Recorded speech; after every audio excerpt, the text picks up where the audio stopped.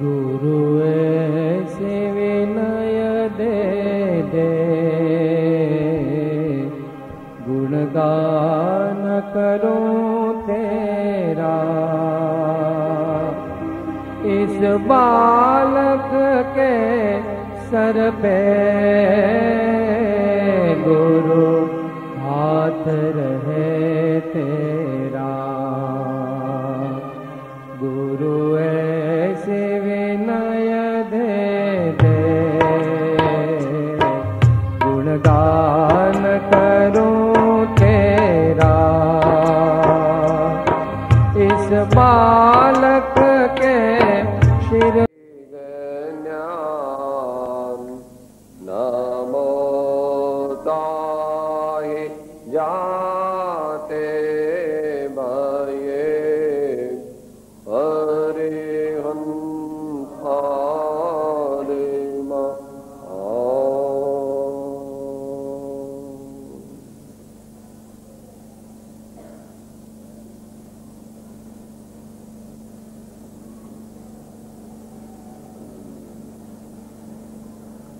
આજનો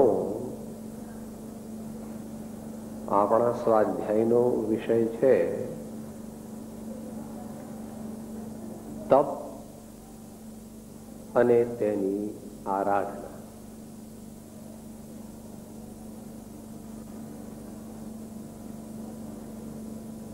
વિચાર થાય કે ભાઈ આ તપ શું છે, આ તપ શું છે? કે ભાઈ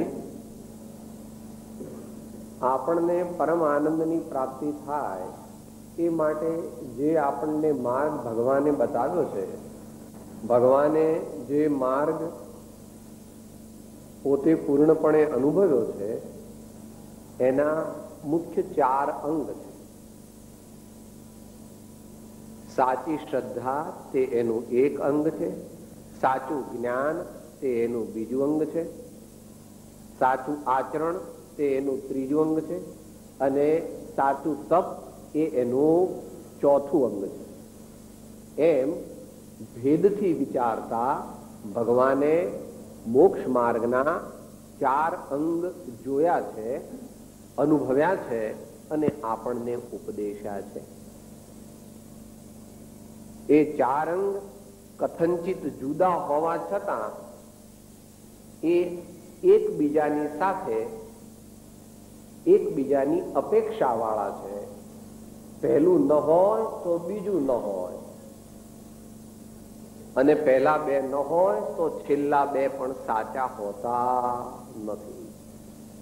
એ ઇત્યાદિ અનેક પ્રકારે ભગવાને માર્ગનું વર્ણન કર્યું છે. એમાં આજે આપણે તપ વિશે એટલા માટે વિચારવાના છીએ કે આપણે પણ એ તપ કરવાનું છે, એ તપમાં પ્રવર્તવાનું છે. એ જુદા જુદા દ્રષ્ટિકોણથી આપણે વિચારીશું. તો તપ જે છે, પૂછવામાં આવે કે આ તપની વ્યાખ્યા શું છે? મેં એ તો કીધું કે તપ એ મોક્ષ માર્ગનું એટલે આત્માની પૂર્ણ શક્તિ પ્રગટે, આત્માને પૂર્ણ આનંદ પ્રગટે એ માટેની આરાધનાનું અંગ છે. પણ તપ છે શું? મહાવીર ભગવાન કહે છે ઈચ્છા નિરોધ તપ. સૈદ્ધાંતિક વ્યાખ્યામાં ભગવાને એમ કહ્યું કે આપણને બધાને, જીવ માત્રને સમયે સમયે અંદરમાં નવી નવી ઈચ્છાઓ થયા કરે. વિચારજો, આપણે બધા, આપણને ખ્યાલ આવી શકે, મારે આ ખાવું છે, આ પીવું છે, અહીંયા ફરવા જવું છે, આ વસ્તુ જોવી છે, મને આવું જ હોવું જોઈએ, મને આવું જ મળવું જોઈએ, હું કહું છું એમ જ થવું જોઈએ. અનેક પ્રકારની અશુભ ઈચ્છાઓ પણ થાય છે અને સારી એટલે શુભ ઈચ્છાઓ પણ થાય છે. એ બંને પ્રકારની ઈચ્છાઓ સાક્ષાત મોક્ષ માર્ગમાં બાધક છે. એમ આપણે આત્મસિદ્ધિમાં બોલીએ છીએ ને, ત્યાં ભાવ શબ્દો વાપરે છે ઈચ્છા માટે. बीत्यो काल अनंत ते कर्म शुभाशुभ भाव तेह शुभाशुभ छेदता उपजे मोक्ष स्वभाव उपजे मोक्ष स्वभाव। મોક્ષ સ્વભાવ એટલે આત્માની શુદ્ધિ, આપણી શુદ્ધિ અને આપણો આનંદ. ભગવાન આપણને બીજું કઈ કહેતા નથી. આપણને એમ લાગે છે કે હું ભગવાન પાસે જઈશ તો પાછું ભગવાન કઈક માંગશે, પાછું ભગવાન મારા દીકરા બીકરા લઈ લેશે, મારો બંગલો લઈ લેશે. ભગવાન કઈ લેતા નથી બાપા, ભગવાનને કઈ જોઈતું નથી. તારે તો એક દીકરો, ભગવાનને 100 દીકરા હતા, તારો તો 2-5 બંગલા છે. ભગવાનને બીજું બહુ હતું. ભગવાન કોઈની કોઈ વસ્તુ લેતા નથી. પણ જે જીવ ભગવાનના ચરણે પોતાનું સર્વસ્વ સમર્પણ કરે છે, એને તત્વદ્રષ્ટિથી જો સમર્પણ કરે તો શું થાય? શું થાય? પ્રભુજીને અવલંબતા, પ્રભુજીને અવલંબતા નિજ પ્રભુતા પ્રગટે હો ગુણરાશ. દેવ ચંદ્રની સેવના આપે હો મુજ અવિચળવા. વૃષભજી નંદ સુપ્રીતડી, વૃષભજી નંદ સુપ્રીતડી.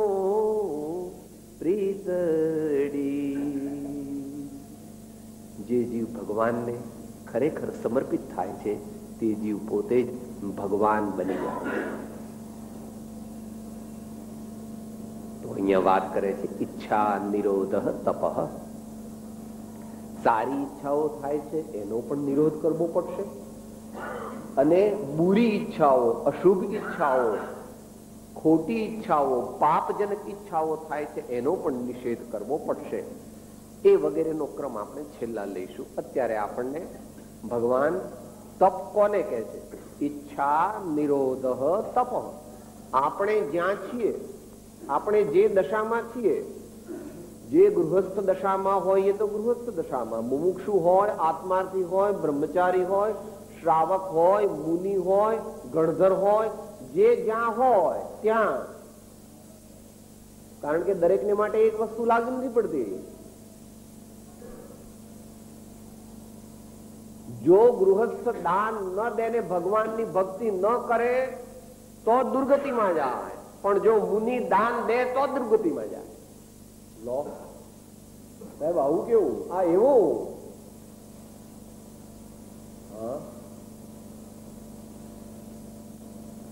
ગૃહસ્થ દાન ના આપે તો એ નિયમથી દુર્ગતિ જાય. કારણ કે ગૃહસ્થ ધર્મના 2 પાયા છે, ભક્તિ અને દાન.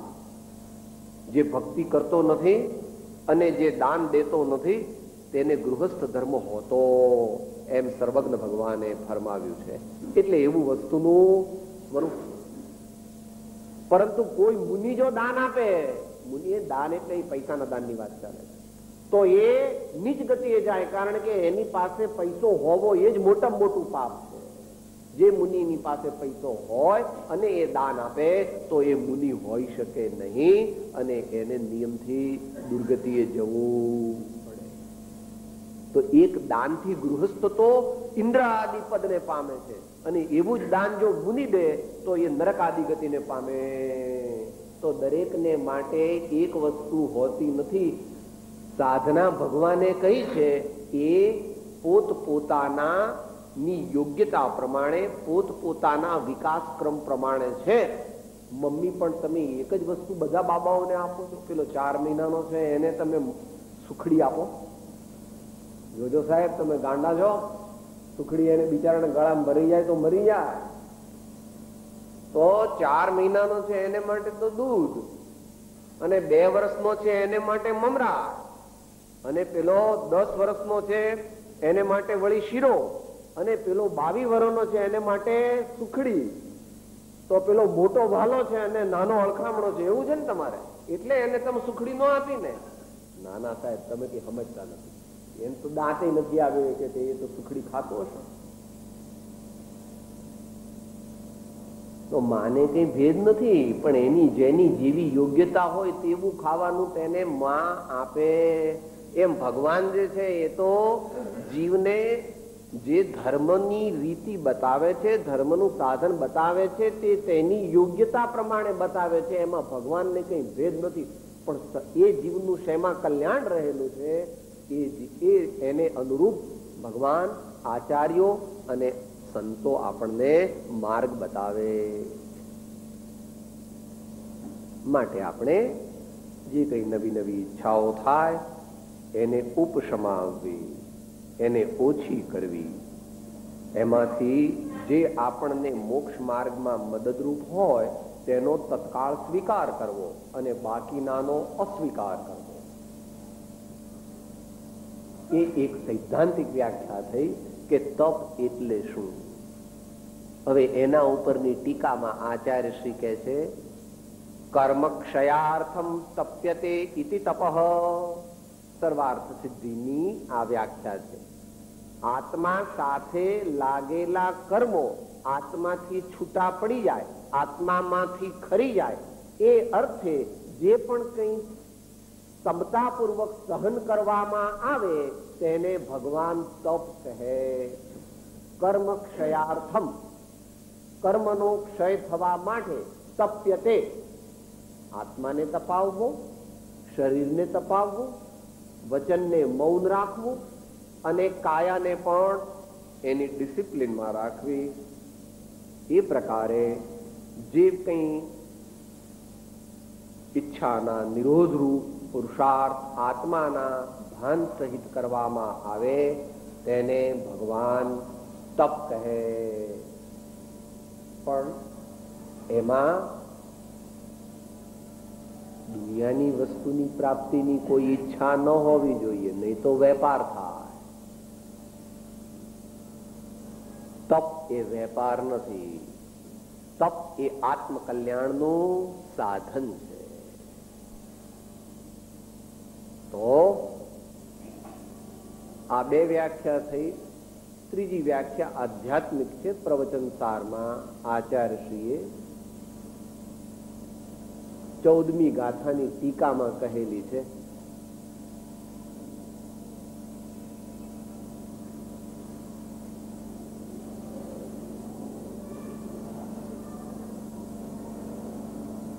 જે કરવાથી આત્માનો પ્રતાપ પ્રગટે છે એવી જે ક્રિયા તેને તપ કહેવામાં આવે છે. એટલે એ આધ્યાત્મિક વ્યાખ્યા છે. મુનિ મહારાજ ધ્યાનમાં લીન થઈ જાય છે ત્યારે તેમને તેમનો આત્મા શોભી ઉઠે છે અને તેમને અસંખ્યાત કર્મોની નિર્જરા એક એક સેકન્ડની અંદર થાય છે. તો જે તપ કરવાથી આત્મામાંથી કર્મો છૂટી જાય અને આત્મા શોભાયમાન થાય એવું પ્રતપનમ, એને ભગવાન આધ્યાત્મિક દ્રષ્ટિથી તપ કહે છે. તો આટલે સુધી તપનું સામાન્ય આપણે બેકગ્રાઉન્ડ વિચાર્યું કે તપ એટલે શું, ભગવાન તપ કોને કહે છે. હવે તપના કેટલા પ્રકાર છે એ આપણે વિચારીએ અને છેલ્લા વિચારીશું કે તપ કેવી રીતે કરવું અને કન્ક્લુઝનમાં તપનું ફળ શું છે.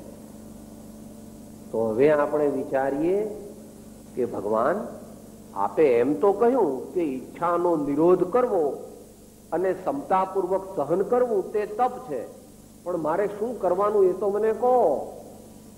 ત્યારે ભગવાને કહ્યું, જુદા જુદા સંતોએ જુદી જુદી રીતે એનું વર્ણન કર્યું છે. શ્રીમદ ભગવદ ગીતામાં એને શરીરનું તપ કહ્યું છે, વાણીનું તપ કહ્યું છે, અને મનનું તપ કહ્યું. પણ મહાવીર ભગવાને એને બે વિભાગમાં વહેંચ્યું છે. એક તપ કે જે અંતરંગ તપને એટલે કે સાક્ષાત તપને મદદ કરવા વાળું છે, એને બાહ્ય તપ કહેવામાં આવે. અને બીજું તપ એ અંતરંગ તપ છે. અંતરંગ તપ કેમ કહ્યું? કારણ કે આત્માની સાથે એનો સીધો સંબંધ છે. આત્માના પરિણામ સાથે, આત્માના ભાવ સાથે એ તપનો સીધો સંબંધ છે, માટે એને અંતરંગ તપ કહ્યું છે. અને બંનેના 50-50 ડિવિઝન છે. એટલે ભગવાને 12 પ્રકારના તપ કહ્યા. તે પૂછ્યું ને કે સાહેબ આ તપ એટલે શું? એ તો અમે સમજ્યા, પણ તપમાં અમારે કરવાનું હું એ તો કહો. તો કે ભાઈ તારી શક્તિ ભક્તિ પ્રમાણે તું આ 12 માંથી તને જે ગમે તારી શક્તિ હોય એ તપ તું કરજે. પણ જે તને વ્યાખ્યા કીધી હતી એ વ્યાખ્યા તું ખ્યાલમાં રાખજે કે કોઈ પણ તપ કરે એમાં ઈચ્છાનો નિરોધ કરવો. ઈચ્છાનો નિરોધ કરવો. તો પહેલા 6 બાહ્ય તપ છે: અનશન, અવમૌદર્ય, વૃત્તિ પરિસાંખ્યન, રસ પરિત્યાગ, વિવિક્ત શય્યાસન અને કાય ક્લેશ. એટલે પહેલું અનશન એટલે ઉપવાસ. આપણે ઉપવાસ કહીએ, અનેક પ્રકારે ઉપવાસ છે. બેલા તેલા અઠ્ઠઈ વગેરે તો બહુ મોટી વાત છે, પણ ઉપવાસ કરીએ એમાં 4 પ્રકારના આહાર ભગવાને કહ્યા છે: ખાદ્ય, સ્વાદ્ય, લેહ્ય અને પેય. એમાં બધા પ્રકારના આહારનો ત્યાગ કરે એ સંપૂર્ણ ઉપવાસ છે. એને તમે ક્લાસિકલ ભાષામાં અથવા સાંપ્રદાયિક ભાષામાં એને ચોવિયા કહો છો, અથવા પીવાની છૂટ રાખે પાણી વગેરે તો એને તેવિયા કહેવામાં આવે છે. અને પછી પોતાની શક્તિ પ્રમાણે એક જ વાર આહાર લે તો એક હાથનું, 2 વાર લે તો 2 નું.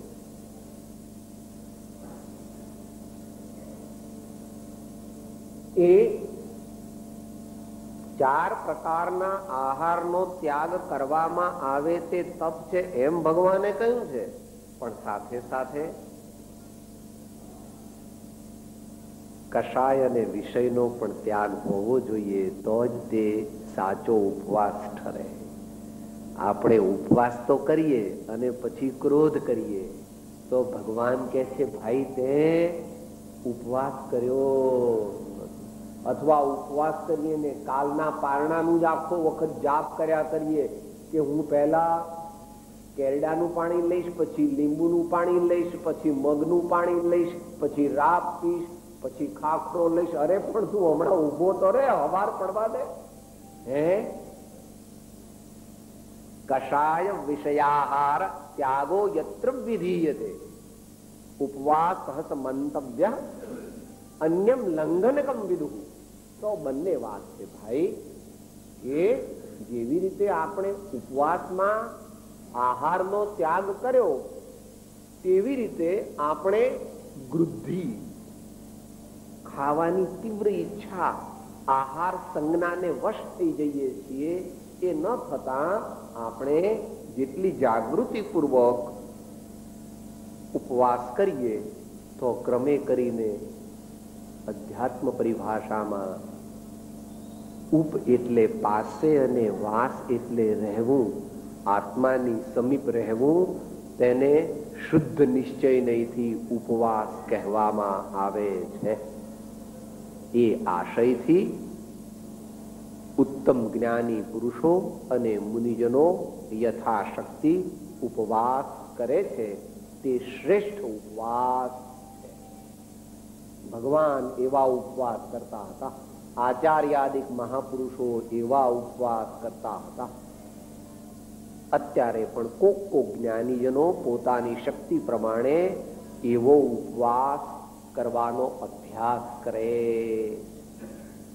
અનશન, અવમૌદર્ય એટલે ઉણોદરી આપણે કહીએ છીએ ને, એક કોળિયો ઓછો ખાય, 2 કોળિયા ઓછા ખાય, 3 કોળિયા ઓછા ખાય, 4 કોળિયા ઓછા ખાય, એ બધી ઉણોદરી. જેટલી ભૂખ લાગી હોય પેટ ભરીને ન જમવું, ઓછું જમવું. કે સાહેબ એમાં શું ફાયદો? ઈચ્છાનો નિરોધ થયો. પેટ ભરીને જમે તો શું થાય એ તો બધાને ખબર છે. જેનું ભોજન બહુ સારું હોય એના ભજનમાં ધબડકો હોય. માટે જેને સારું ભજન કરવું હોય એને ભોજન સો કરવું. બાકી બહુ સારું ભોજન કરે તો શું થાય આપણને ખબર છે બધાને. માટે ભોજન અને ભજન બે માં યોગ્ય સમન્વય સાધવાની જરૂર છે. ઉડોદરી વૃત્તિ પરિસાંખ્યને મુખ્યપણે મુનિજનો કરે છે. પોતે જયારે આહાર લેવા નીકળે ત્યારે અમુક પ્રકારના સંકલ્પ કરે છે કે ઘરમાં આવી જાતનું તોરણ હશે અથવા જે બહેન કે ભાઈ જે મને આપવાના હશે આહાર, એને માથા ઉપર આ પ્રમાણે લોટો મૂક્યો હશે કે શ્રીફળ મૂક્યું હશે કે એવી જાતના ફળ રાખ્યા હશે અથવા અનેક પ્રકાર જુદા જુદા એવા અભિગ્રહ હોય છે. તેમ વળી અંતરમાં પણ પોતે એવા ભાવ કરે છે કે મારે આજે 3 જ વસ્તુ લેવી છે. આહારમાં હું 3 વસ્તુ ગ્રહણ કરીશ, ચોથી વસ્તુ ગ્રહણ કરીશ. વસ્તુ એટલે આઈટમ, આખી પદાર્થ નહીં, દ્રવ્ય નહીં. એ વૃત્તિ પરિસાંખ્યન. રસ પરિત્યાગ, ષડરસ ભોજન કહેવામાં આવે છે. ખાટો, મીઠો, તીખો, કડવો, આ બધા રસ છે. તો એ બધા રસમાંથી અમુક પ્રકારના રસનો ત્યાગ કરવો એ રસ પરિત્યાગ છે.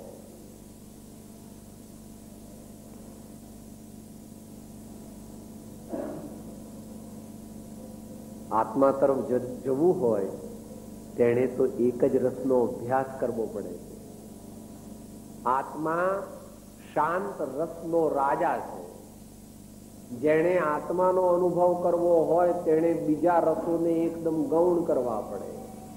જેને ખાવામાં બહુ મજા આવે એને આત્મા મળે નહીં. સાહેબ મને તો આ 2-4 વસ્તુ તો એટલી બધી ભાવે કે વાત ન પૂછો, મારે હાલે જ નહીં. એ હાલે નહીં તો તું મોક્ષ માર્ગમાં હાલી જ નથી શકવાનો. કલ્પના છે કે હાલે નહીં, કલ્પના છે. અનંત કાળ વીત્યો એમાં તને કાયમ આ બધી વસ્તુ મળી હશે. જીવ એમ માને છે કે મને આ વિના હું મરી જઈશ, આ નહીં ખાવું તો મારે ચાલશે જ નહીં. પણ એવું કઈ છે નહીં. એ તો જીવની કલ્પના છે કે મારે આમ જ હોવું જોઈએ ને આમ જ ખાવામાં હોવું. હા, સામાન્ય મનુષ્યને સ્વાસ્થ્યની અપેક્ષાએ અમુક વસ્તુઓની જરૂર પડે. તબિયત સારી ન હોય, શરીરની સ્વસ્થતા ન હોય ત્યારે અમુક પ્રકારનો આહાર લેવો એ આરોગ્યની દ્રષ્ટિએ અનુકૂળ છે. That is fair enough. પણ અહીંયા તો સામાન્ય વાત થાય.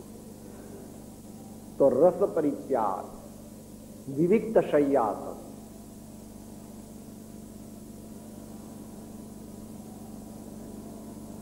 એકલા બેસવાની, એકલા સુવાની અને વિવિધ આસનોમાં સ્થિરપણે બેસવાની ટેવ પાડવી જોઈએ.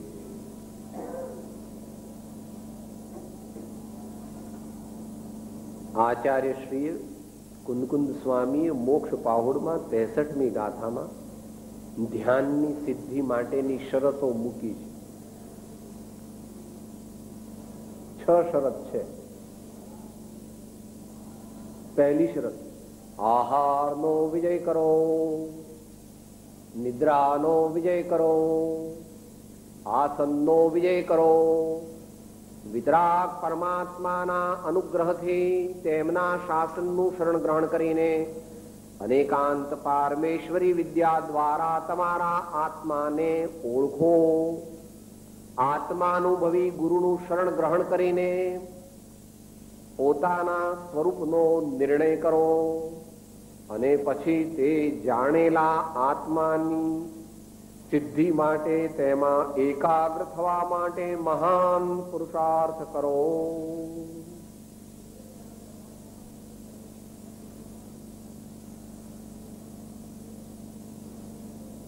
ભગવાને કહ્યું, બધા સંતો આ જ કહેવા છો, બધા સંતોની વાણીનો સાર તો એક જ હોય. એટલે શ્રીમદ ભગવદ ગીતામાં પણ કીધું, યુક્તાહાર વિહારસ્ય યોગો ભવતિ દુઃખઃ. અને કૃપાળુદેવ શ્રીમદ રાજચંદ્રજી 105માં પત્રાંક 105માં આત્મજ્ઞાન કોને પ્રાપ્ત થાય? મહાવીરના બોધને પાત્ર કોણ? આહાર વિહાર નિહારનો નિયમી. આહાર વિહાર નિહારનો નિયમી હોય તેને ભગવાન મહાવીરનો બોધ પચે. એના જીવનમાં મહાવીરનો બોધ એટલે આત્માનું જ્ઞાન. એ કોને પ્રગટે? Regularity in diet. અહીંયા વિવિધ શય્યાસન,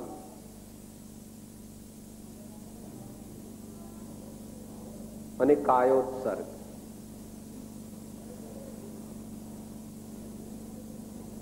એટલે એક જ આસનમાં ઉભા ઉભા બેસવાની, ઉભા ઉભા ધ્યાનમાં રહેવાની અને લોગતાદિનો પાઠ કરવાની અથવા ધ્યાન કરવાની જે પ્રક્રિયા છે, it is highly specialized only to વિતરાગ દર્શન. આ વિશ્વમાં ઉભા ઉભા ધ્યાન કરવાની પદ્ધતિ એક પરમાત્માના દર્શનમાં જ. એને કાયોત્સર્ગ મુદ્રા કહે છે. ઘણા ભગવંતોની જે આપણે મૂર્તિઓ મળે છે, પ્રાચીન અને 100 વર્ષ જૂની, 200 વર્ષ જૂની, 500 વર્ષ જૂની, 1000 વર્ષ જૂની, 1500 વર્ષ જૂની, એમાં ભગવાનની મુદ્રા કાયોત્સર્ગ મુદ્રામાં છે. અને એનું શ્રેષ્ઠ દ્રષ્ટાંત 1008 વર્ષ જૂનું મૈસૂરમાં ભગવાન શ્રવણ બેલગોલામાં બાહુબલી સ્વામીની જે પ્રતિમા છે તેને પ્રતિષ્ઠિત થયા, અને આ વર્ષે 1008 વર્ષ થાય છે.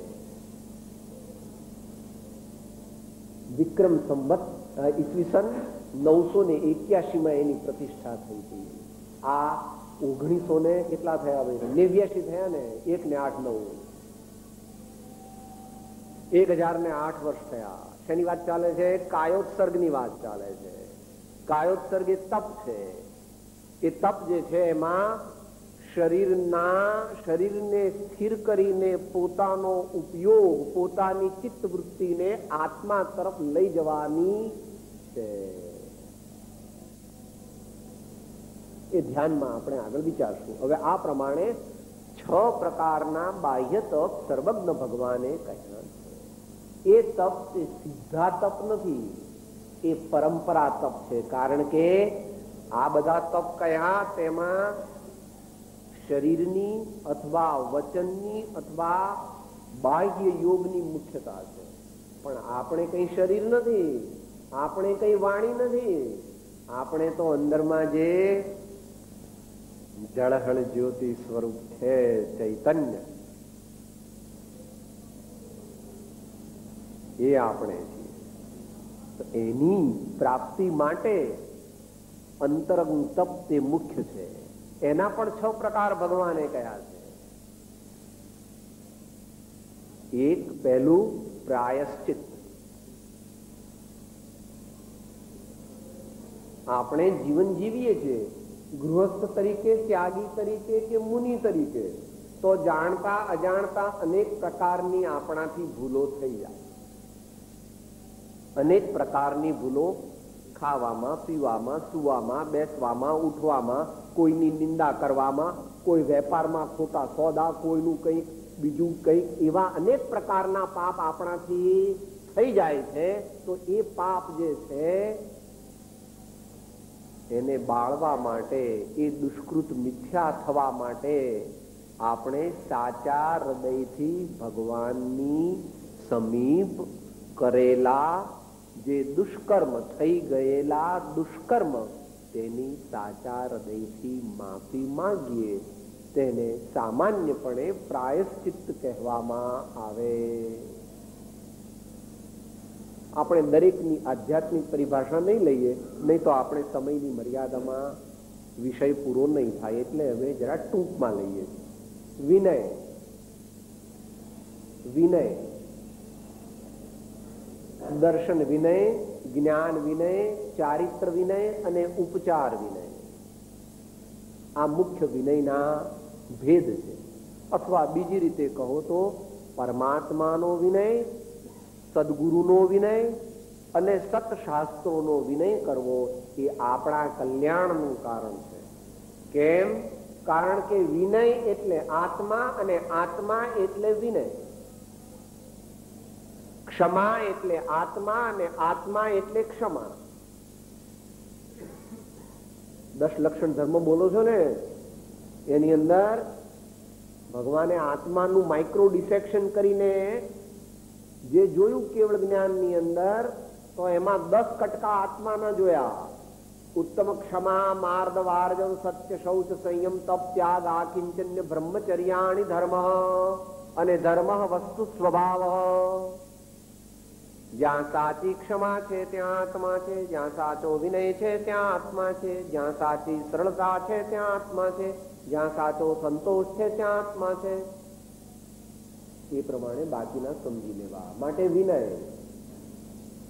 વિનયથી સર્વસિદ્ધિ છે, વિનયથી વિદ્યા, વિદ્યાથી વિવેક, વિવેકથી સમ્યક્ત્વ, સમ્યક્ત્વથી ક્રમે કરીને ચારિત્ર, અને ચારિત્રથી સર્વકર્મનો ક્ષય, અને સર્વકર્મનો ક્ષય થવાથી મોક્ષની પ્રાપ્તિ. માટે જે વિનય કરશે નહીં તેને મોક્ષ માર્ગની પ્રાપ્તિ થઈ શકતી નથી.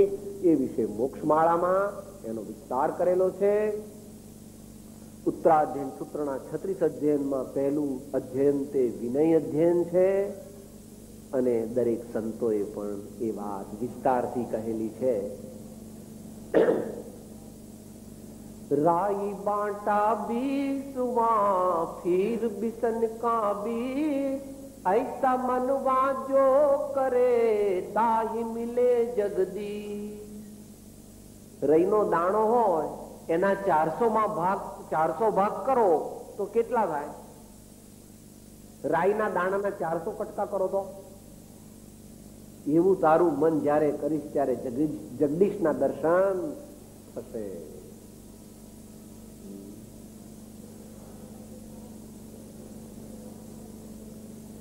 અહંભાવ જે છે એ મનુષ્ય ભાવમાં જીવનો મુખ્ય વેરી છે. માન ન હોત તો મોક્ષ અહીં જ હોત, અને માનાદિક શત્રુ મહાન નિજ છંદે ન મરાય, જાતા સદગુરુ શરણમાં અલ્પ પ્રયાસે. પ્રાયશ્ચિત, વિનય, વૈયાવૃત્ત.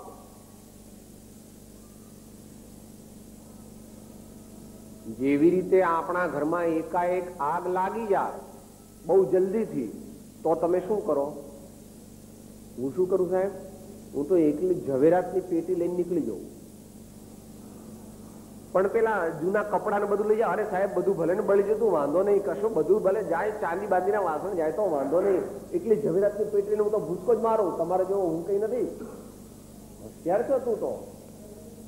આ સિમિલી એટલે આ પ્રકારની ઉપમા ભગવાન આચાર્ય શ્રી પૂજ્યપાદ સ્વામીએ સરદાર સિદ્ધિમાં આપી છે. જેવી રીતે ભંડારની અંદર અથવા ઘરની અંદર એકાએક આગ લાગે ત્યારે તેમાંથી કિંમતી વસ્તુ જે સૌથી વધારે હોય તે લઈ અને વિવેકી પુરુષ બહાર નીકળી જાય. એવી રીતે અનેક ગુણોના ભંડાર એવા જ્ઞાનીજન અને મુનિજનો, તેમના શરીરને વિશે રોગાદિ ઉત્પન્ન થાય ત્યારે તે રોગને દૂર કરવા માટે સર્વ પ્રકારે તનથી, મનથી, ધનથી, વચનથી અને નિર્દોષ ઔષધિથી તેમની સેવામાં તત્પર રહેવું તે ભક્ત જીવોને માટે પરમ ઉપકારનું કારણ. માટે વૈયાવૃત્ત જે છે, સેવા જે છે, તે મોટા પુરુષોએ એને અંતર તપ કહ્યું છે. ઘણા ભાઈઓ એવું કહે સાહેબ તમારા જૈનિઝમમાં તો આ સેવાનું કંઈ કીધું જ નથી. એવું નથી, ભગવાને તો એને અંતર તપ કહ્યું છે, અને અંતરંગ તપ એટલે તો સાક્ષાત મોક્ષનું કારણ છે. માટે ભગવાને પણ આપણને વૈયાવૃત્ત દ્વારા સેવાનો ઉપદેશ આપેલો.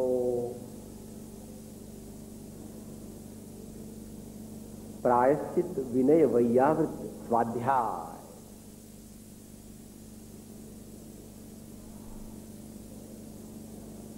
સ્વાધ્યાયની વ્યાખ્યા છે, ભગવાનની વાણીનો આત્મકલ્યાણ અર્થે જે આપણે પરિચય કરીએ તે એના પ્રકાર 5 છે અને એની શરત 4 છે. વાચના, પૃચ્છના, અનુપ્રેક્ષા, આમના અને ધર્મોપદેશ એમ એના 5 પ્રકાર કયા છે એમાં આપણે અત્યારે જતા નથી, એ વળી કોક વાર વિચારશું.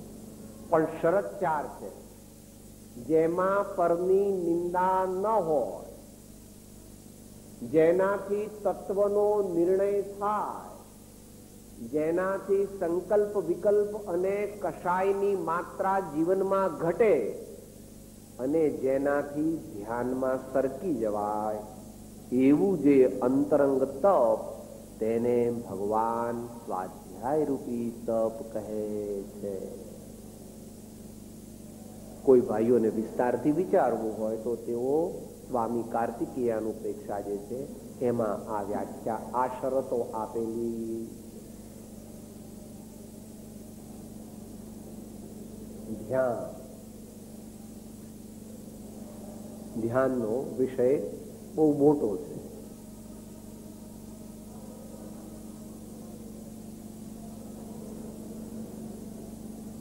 પ્રયોજનભૂત તત્વને જાણીને પાત્રતા સહિત એક આસને બેસીને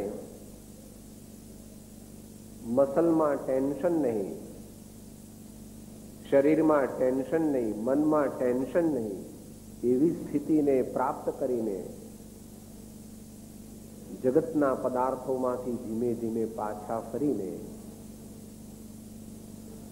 પ્રથમ દેવગુરુનું અવલંબન લઈને પછી આત્માના ગુણોના ચિંતનમાં લાગવું, તે ધ્યાન છે.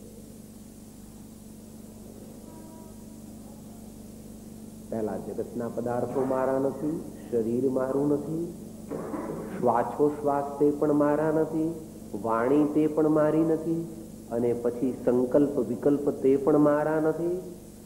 એક અખંડ નિર્મળ જ્ઞાન હું છું, એવી ભાવના કરવી તે નિશ્ચય ધ્યાન છે.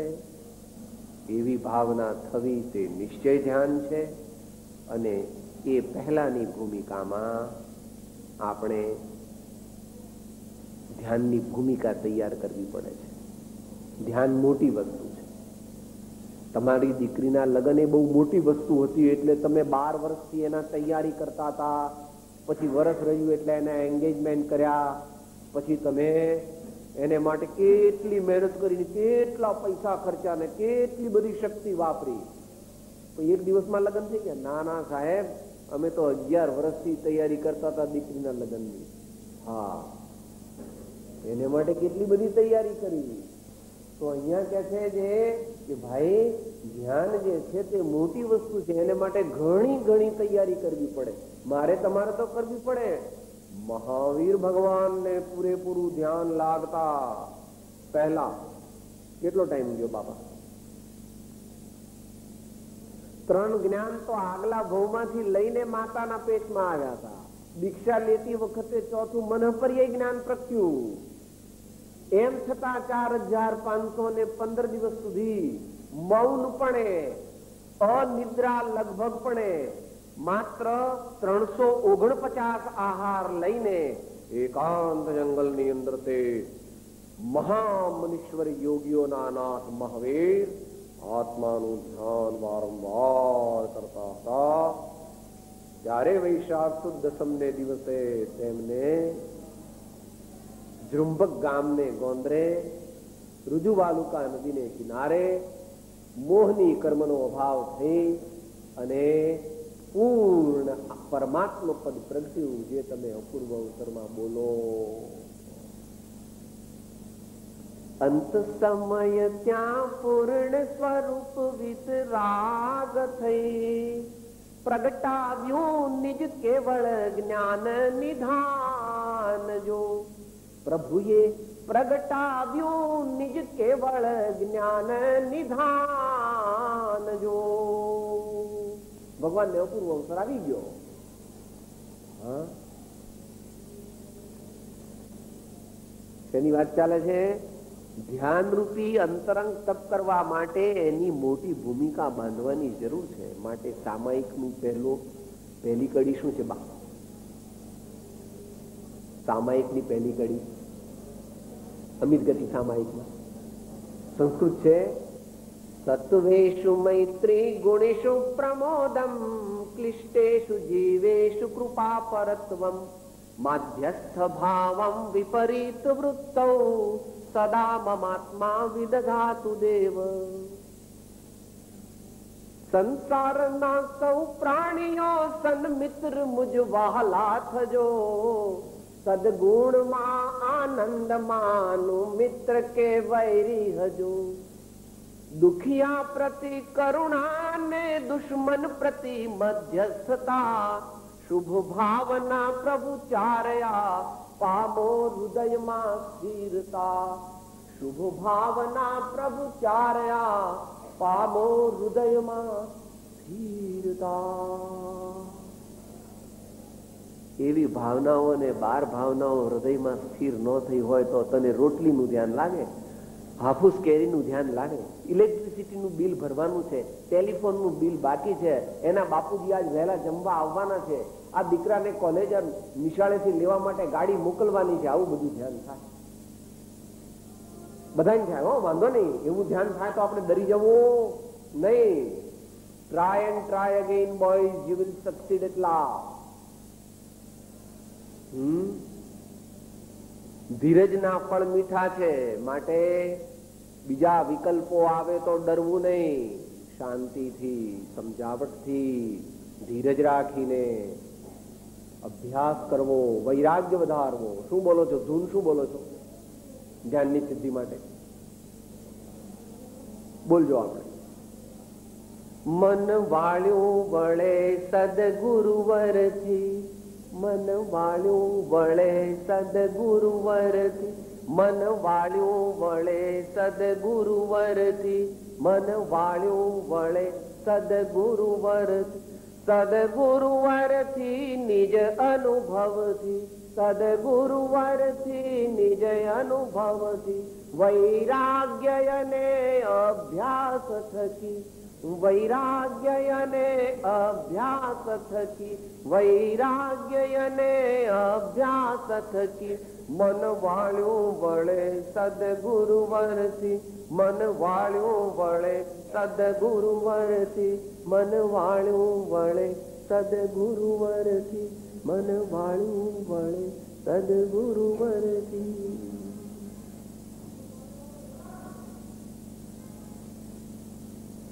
ધીરજ રાખવી. દુનિયાનું સર્વોત્કૃષ્ટ પરાક્રમ કરવું તે મોહનીને મારવું તે છે. નિર્વિકલ્પ સમાધિમાં મોહનીને મારીને અનંતકાળ સુધી એક એક ક્ષણે નવો નવો અનંત આનંદ ભોગવવાની શક્તિ પેદા કરવી તે આ વિશ્વનું સર્વોત્કૃષ્ટ પરાક્રમ છે. એનાથી આગળ કોઈ પરાક્રમ નથી. તમે અબજપતિ થયા છો, તમે તમારું આખી દુનિયામાં તમારો વટ પડે છે, અથવા તમારું જે પણ કંઈ હોય એ બધાથી મોટું શું? સૌથી મોટું પરાક્રમ કયું? જે પરાક્રમ કર્યા પછી બાકી કંઈ પણ કરવાનું રહેતું નથી, એવું આ દુનિયામાં શું છે? તો ભગવાન કહે છે, પ્રભુ એવું તો તું મોહનીને મારીને કેવળ જ્ઞાન પ્રગટ કરે પછી બાપા શું થાય? શું થાય? ઋષભ દેવસ્થાનમાં શું કહે છે? ત્રીજો સાહિબ સંગન પરે હરે રે ભાંગે સાદિયાનંદ, ऋषभुजिनेश्वर प्रीतम माहरो रे और न चाहू रे कन. ધ્યાનની વાત ચાલે છે. 5મું અંતરંગ તપ છે, ધ્યાન. અત્યારે ધ્યાનનો વિષય નથી, એ તો તપના પેટા વિભાગ રૂપે અત્યારે છે. 6થું અંતરંગ તપ વ્યુત્સર્ગ. ઉત્સર્ગ એટલે ત્યાગ, વ્યુત્સર્ગ એટલે વિશેષપણે ત્યાગ. આત્માના ભાન પૂર્વકનો ત્યાગ, ભાવના. એ ભાવનામાં શું કરવાનું છે? એને બીજા શબ્દોમાં આકિંચન્ય કહે છે. આકિંચન્ય એટલે શું? આકિંચન્ય ની ભાવના, એનો ભાવ કૃપાળુ દેવે આપણને આપેલો છે. એક્ઝેક્ટલી નથી, પણ એને લોગસ છે એટલે, અને તમને બધાને ખબર છે એટલા માટે હું એ આપને અહીંયા અત્યારે રજૂ કરું છું. શ્રી સદગુરુએ કહ્યો છે, એવા નિર્ગ્રંથ માર્ગનો સદાય આશ્રય રહો. હું દેહાદિ સ્વરૂપ નથી અને દેહ સ્ત્રી પુત્ર આદિ કોઈ પણ મારા નથી. શુદ્ધ ચૈતન્ય સ્વરૂપ અવિનાશી એવો હું આત્મા છું. એમ આત્મભાવના કરતા રાગ દ્વેષ નો ક્ષય થાય. આ સમંતા કિંચિતપી મમ ન અસ્તિ. આ વિશ્વમાં પરમાણુ માત્ર છે તે પણ મારું નથી. એવી અંદરમાં ભાવના કરીને પોતાના આત્મ સ્વરૂપની ભાવના કરવી, આ તેને વ્યુત્સર્ગ નામનું તપ કહેવામાં આવે છે. વ્યવહારથી શરીરાદી પદાર્થો પ્રત્યેના મમત્વનો ત્યાગ કરવો તેને વ્યુત્સર્ગ તપ કહેવામાં આવે. બે વાત પૂરી થઈ ગઈ. તપ એટલે શું અને તપના કેટલા પ્રકાર છે? 12 પ્રકાર ભગવાને કહ્યા. 6 બાહ્ય તપ અને 6 અંતર તપ. હવે તપ કોને હોય અને કેવી રીતે તે તપ કરવું? વોટ આવી ગયું, વોટ આર ધ ટાઈપ્સ આવી ગયું. ના, હવે આવે છે હાઉ. હાઉ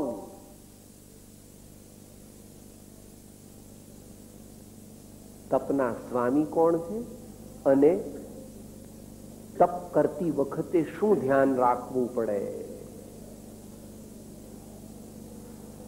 જો ભાઈ, દુનિયામાં આમ તો આધ્યાત્મિક દ્રષ્ટિએ જયારે વિચારીએ ત્યારે એક બાળ તપ છે અને એક સાચું તપ છે. જે જીવોને અંતરમાં આત્મજ્ઞાન તો પ્રગટ થયું નથી તેઓ પણ તપ તો કરે છે, પણ તે તપ જે છે પ્રભુ, તે તપ તે મોક્ષનું કારણ ન બની શકે. એને બાળ તપ કહેવામાં આવે છે.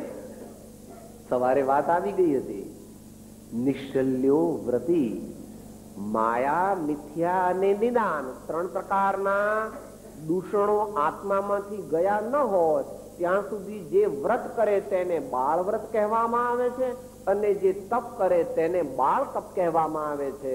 તેનાથી સ્વર્ગાદિની પ્રાપ્તિ થાય પણ મોક્ષની પ્રાપ્તિ ન થાય બાપા. અને ભગવાનના માર્ગમાં મોક્ષની પ્રાપ્તિની મુખ્યતા છે. માટે આત્માને જાણીને તપ કરવું જોઈએ. આત્માનું સ્વરૂપ યથાર્થ જાણ્યા વિના તપ કરે તો તેનું યથાર્થ ફળ મળતું નથી. આત્માને જાણીને કરવું જોઈએ ને પાછું આત્માની શુદ્ધિ માટે કરવું જોઈએ. જેમ જ્ઞાન જે છે તે આ જ્ઞાન સ્વાધ્યાય કરવો છે. શા માટે? પોતાના કલ્યાણ માટે. અન્યનું કલ્યાણ થવું કે ન થવું એ કઈ આપણે આધીન નથી, પણ આપણું કલ્યાણ થવું એ તો આપણે આધીન, આપણા પરિણામને આધીન છે. તો એ વાત આપણને કહે છે કે હું આત્મા છું, હું ચૈતન્ય છું, દેહથી જુદો એવો જ્ઞાન દર્શન સ્વરૂપી આત્મા હું છું. સાદી ભાષામાં તમારે અહીંયા કેટલો અભ્યાસ છે મને બહુ ખ્યાલ નથી, પણ આત્મસિદ્ધિ તો બોલો છો ને. જે દ્રષ્ટા છે દ્રષ્ટિનો, જે જાણે છે રૂપ, અબાધ્ય અનુભવ જે રહે તે છે જીવ સ્વરૂપ, તે છે મુજ સ્વરૂપ. કેમ અંદરમાં જાગૃતિ રાખવી જોઈએ. શું તપ કરવા બેસીએ ત્યારે શરીરની દ્રષ્ટિ છોડી દેવાની.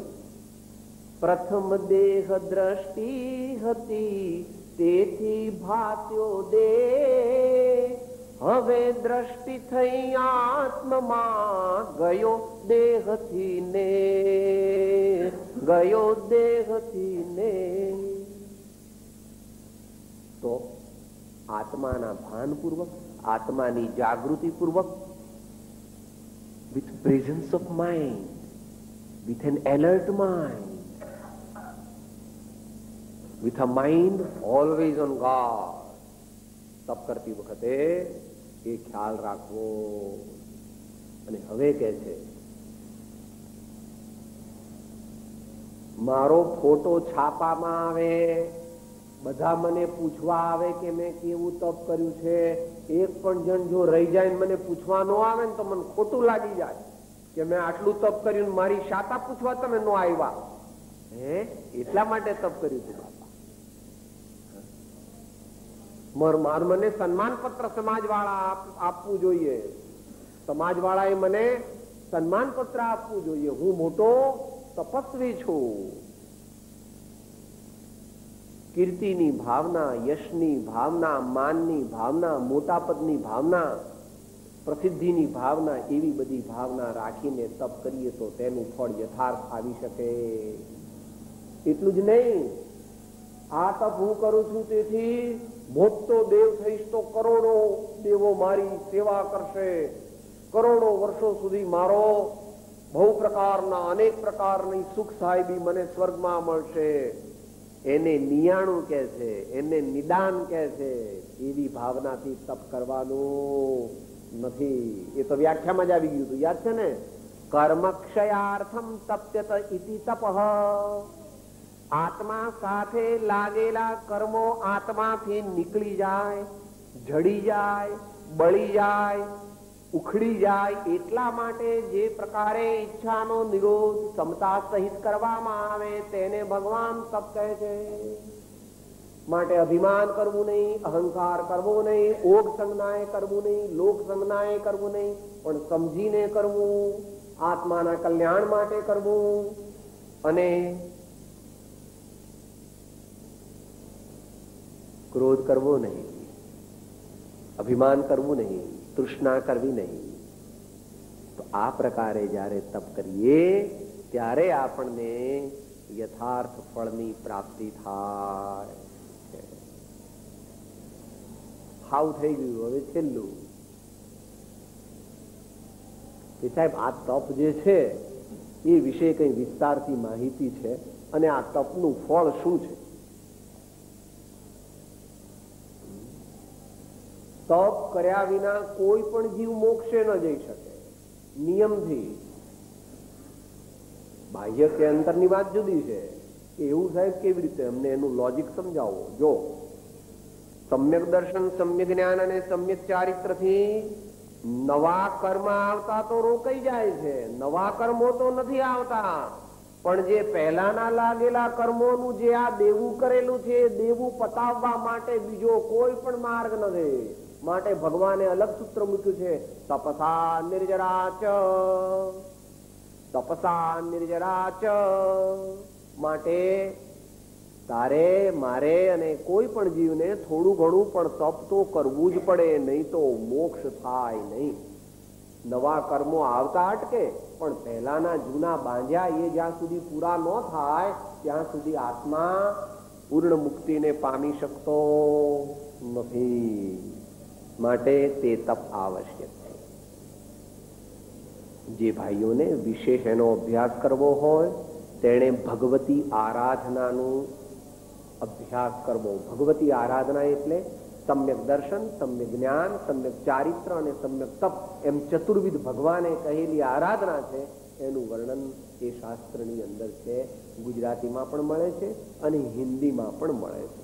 મૂળ એ પ્રાકૃતમાં લખાયેલું છે. અને સ્વામી કાર્તિકેયાનું પ્રેક્ષા નામનું જે શાસ્ત્ર છે તેમાં નિર્જરા ભાવનાની અંદર આચાર્યશ્રીએ તપનું વિસ્તારથી વર્ણન કર્યું છે. એટલે અભ્યાસી જીવોએ ત્યાંથી વાંચી લેવું. આપણે સમાપ્તિ અવસરમાં મોટા પુરુષોએ જે તપનું વર્ણન કર્યું છે એ કરીને આપણે સમાપ્તિ કરીએ છીએ. એને માટે સુંદર એક બે પદ છે કે જો કે મોટા પુરુષો કરી શકે છે, પણ આપણે એની ભાવના તો કરી શકીએ છીએ.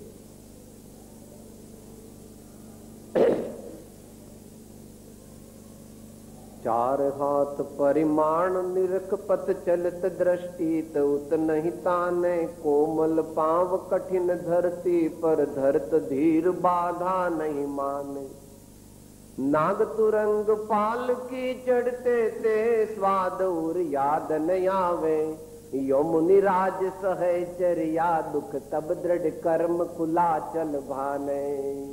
साचा मुनि कोण होय? मोटा भागे राजा महाराजा होय. जયારે અમે અમારી સવારી નીકળતી હતી ત્યારે અમે સોનાની અંબાડીમાં બેસતા હતા અને અથવા તો 8 ઘોડાની સોનાની કે ચાંદીની ગાડીમાં અમે નીકળતા હતા. એવું બધું ભૂલી અને મુનિ મહારાજ જયારે થાય છે ત્યારે કોમળ પાવ કઠિન ધરતી પર ધરત ધીર બાધા નહીં માને. આ પ્રમાણે જયારે સમતા ભાવથી શરીરથી ચૈતન્ય જુદો હું આત્મા છું એવી ભાવનાને પ્રયોગ કરવામાં આવે ત્યારે આત્મામાંથી કર્મો છૂટા થાય છે. તેવું તપ એ ભગવાને પણ માન્ય કર્યું છે. ભગવાન તીર્થંકર દેવ પણ તપ કરે એવી ઉષ્ણતા તપનો છેલ્લો કવિત્વ છે. શીત અને ઉષ્ણ, ઠંડી અને ગરમી એ સંભાવથી સહન કરવાની થોડી થોડી ટેવ પાડવી જોઈએ. ग्रीष्म की ऋतु माही जल थल सुख जाई परत प्रचंड धूप आग सी बलत है दावा किसी ज्वाला माला बहुत बयार यति लागत लपट को धीर न धरत है धरती तपत मानो तवासी तपाए राखी वढ़वाया नल सम शैल जो जरत है ताके शुंग शिला पर जोर जुग पावधर करत तपस्या मुनि कर्म हरत है ताके शुंग शिला पर जोर जुग पावधर करत तपस्या मुनि कर्म हरत है. वैशाख नो बपोर है, बधेથી ધુમાડા નીકળે છે, વરાળ નીકળે છે, ધરતી જાણે પેલી તવા જેવી તપેલી છે. તેવે વખતે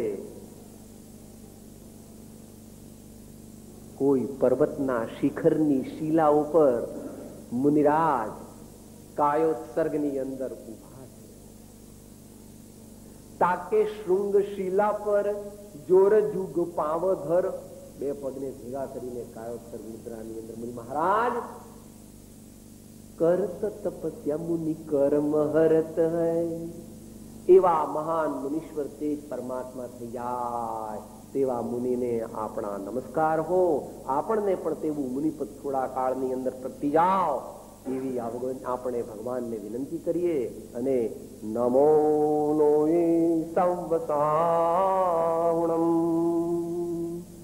એવી ભાવના સાથે આપણે તપનો સ્વાધ્યાય અહીંયા સમાપ્ત કરીએ.